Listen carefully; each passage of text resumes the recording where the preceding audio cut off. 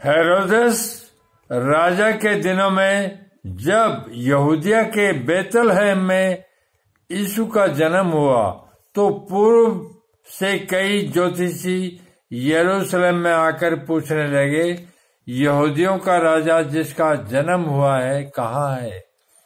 क्योंकि हमने पूर्व में उसका तारा देखा। पूर्व में आसमान में उन लोगों ने तारा देखा था और उसको प्रणाम करने आए हैं। उस तारे ने परमेश्वर के पुत्र ईसा के जन्म की सूचना दी थी। यह सुनकर हेरोदेस राजा और उसके साथ सारा यरूशलेम घबरा गया।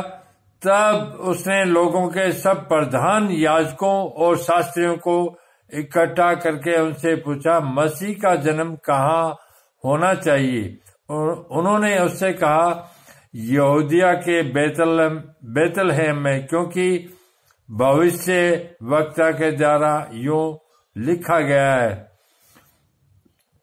भविष्य वक्ताओं ने भविष्यवाणी ईसा के जन्म से पूर्व कर दी थी।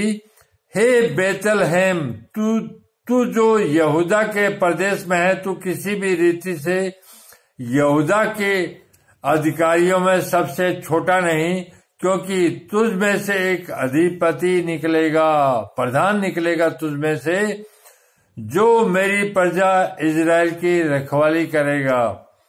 तब हेरोदेस ने ज्योतिषियों को चुपके से बुलाकर उनसे पूछा कि तारा ठीक किस समय दिखाई दिया था, और उसने यह कहकर उन्हें बेतलहम भेजा, जाओ उस बालक के विषय में ठीक ठीक मालूम करो, और जब वह मिल जाए तो मुझे समाचार दो, ताकि मैं भी आकर उसको यीशु को प्रणाम करूं।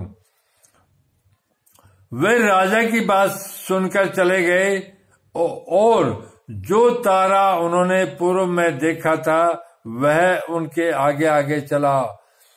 वो जो तारा पूर्व में उन्होंने देखा था वो उनको रास्ता दिखाने के लिए आगे आगे चला। ये परमात्मा का चमत्कार था कि वो बालक तक, यीशु मसीह तक ठीक तरह से पहुंच जाए, और जहां बालक था उस जगह के ऊपर पहुंचकर वह तारा ठहर गया, रुक गया। उस तारे को देखकर वे अति आनंदित हुए। जब वो ठहर गया तारा तो उनको बहुत खुशी हुई।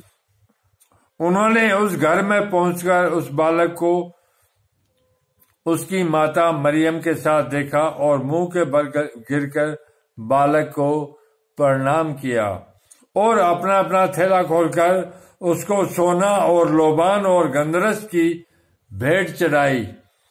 तब सपन में यह चेतावनी पाकर कि हेरोदेस के पास फिरने जाना। फिर उन्होंने सपन में परमेश्वर की चेतावनी पाई कि हेरोदेस के पास फिर न जाना। वे दूसरे मार्ग से अपने देश को चले गए।